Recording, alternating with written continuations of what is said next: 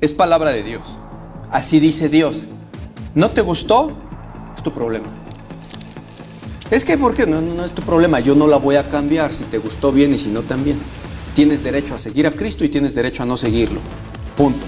Lo dice el Señor Jesús. Reclámale a Él. Alza tu dedo, alza tu cara y le dices, ¿cómo te atreves a decir que ponga yo la otra mejilla? Machista. A ver, díselo a Él. Parábola del sembrador. Muchos de ustedes, hermanos, quizás digan, pues eso es para esos. No. Tristemente, mi hermano, mi hermana, es para ti. No para ti. No para el de allá. No para el de allá. Es para ti. El cristiano que no da fruto, que recibe la sana doctrina y que no da fruto esa palabra. Oíd pues ustedes la parábola del sembrador. Cuando alguno oye la palabra del reino y no la entiende, pausa. Ya hemos visto que en Romanos 13 dice Dios que no es cualquier palabra que vas a oír. Tiene que ser el evangelio verdadero. Palabra del reino es la palabra de Jesús, nuevo pacto. Aunque digan Jesucristo, aunque digan no sé qué, los de la prosperidad no es palabra del reino. Aunque los judaizantes digan Jesucristo, Yahshua, Mesías, Mashmosh, quién sabe qué tanto, no es palabra del reino, ¿sí?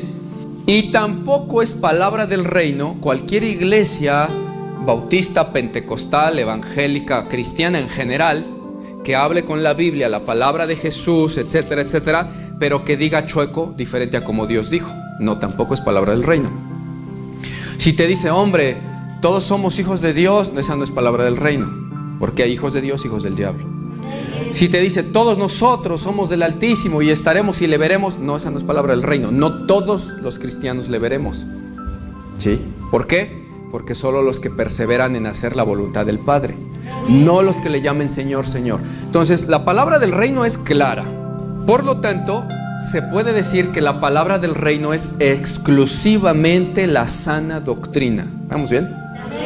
No es sana doctrina, no es palabra del reino.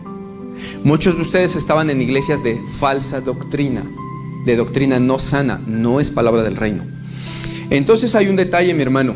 Yo, Martín Bonilla, no soy la sana doctrina. Esta es la sana doctrina.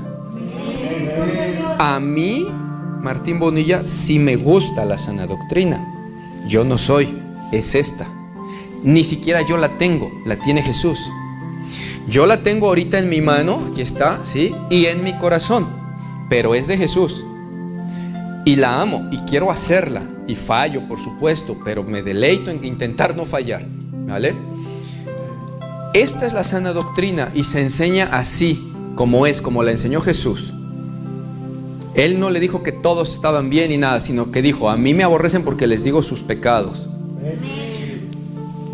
Sana doctrina es decirte, mi hermano, corrígete en esto, por favor, por amor a Dios, sálvate.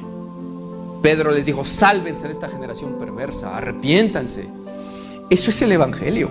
Entonces, no te confundas. Aquí cuando dice, recibieron la palabra del reino, no está refiriéndose Jesús a que es la palabra adulterada, Es la palabra viva y eficaz, la leche pura y sin adulterar de la palabra. Cuando después Él da la explicación de qué cosa es quién, váyanse a Lucas. Esta es pues la parábola, se las voy a explicar. Dice, la semilla es la palabra de Dios. ¿Puede ser la palabra adulterada?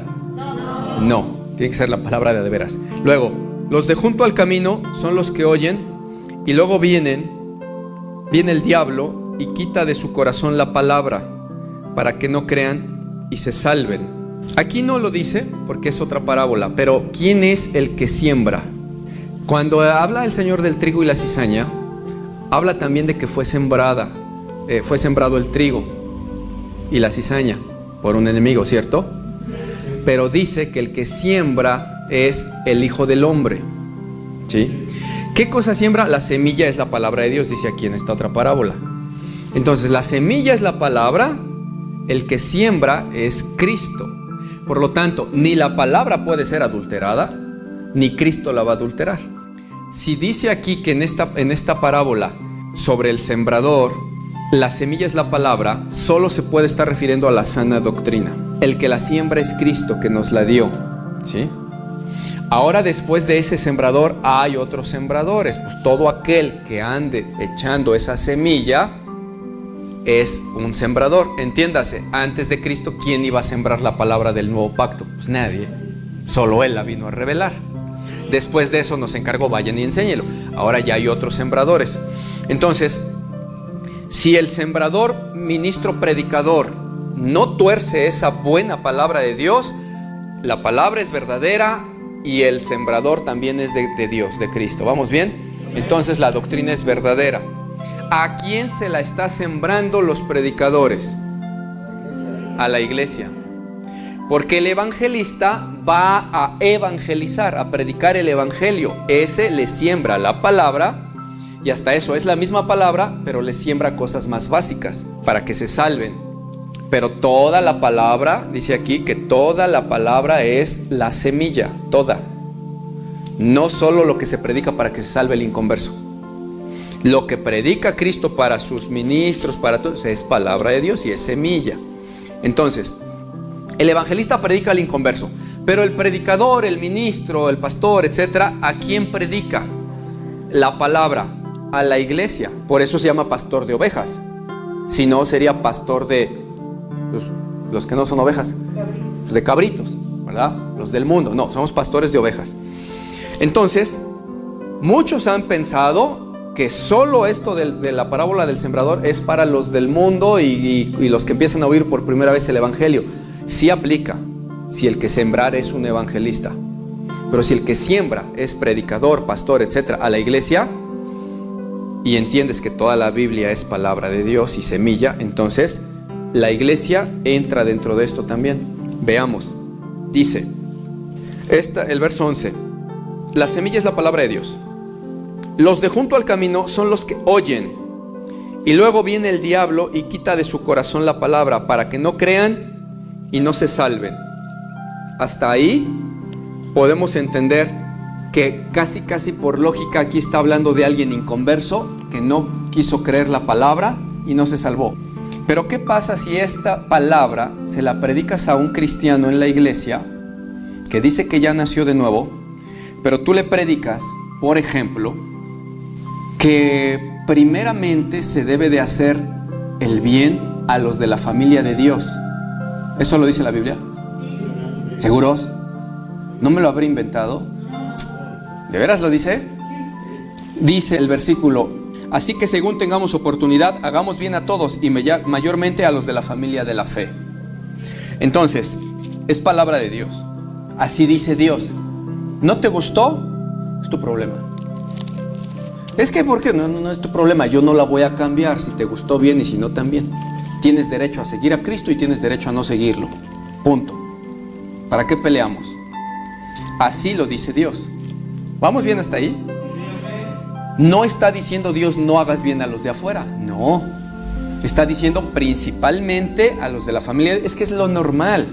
Son los de tu casa. Y la Escritura dice: quien no ve primero por los de su casa ha negado la fe y es peor que un incrédulo.